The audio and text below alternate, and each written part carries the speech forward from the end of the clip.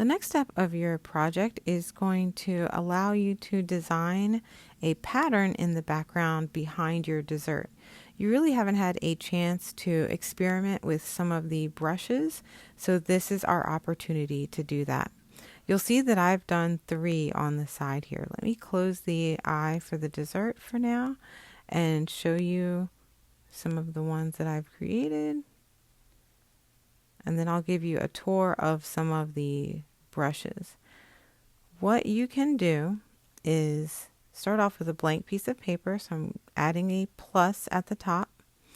And I want to pull that paper underneath my dessert. Now before I start, I want to tap the dessert and make sure that it's locked.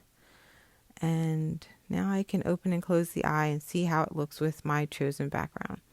The first thing you'll want to do is touch your blue square, or touch the piece of paper that you want to draw on. It'll create a blue square around it. Pick a color as a foundation.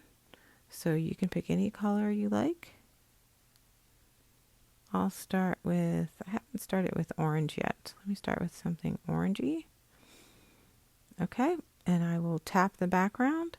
And then from the library, you can pick any brush that you like. I'd like you to experiment with at least 2, and let me show you how some of these work.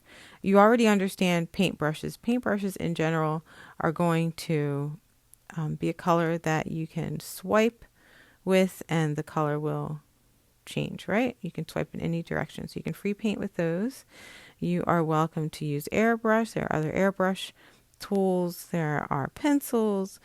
These are halftones, and I haven't talked about these. Halftones work with pressure, so you can tap and just make dots. Some of the halftones are more obvious than others. You can also swipe. So if you swipe just a light pressure, you get a little bit of color. If you press hard and go back and forth, it makes a lot of patterns. Okay, so there's that. I'm going to undo that.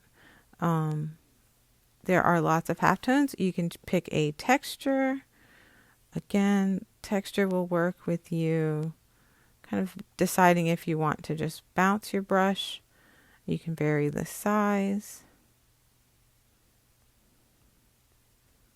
Okay, so experiment with some of these brushes and come up with a background that you think is interesting. It should have at least 3 colors, and you are welcome again to go through all of the ones. Try glow, try splatter, try shape, try some of these different fun things and come up with something that you like.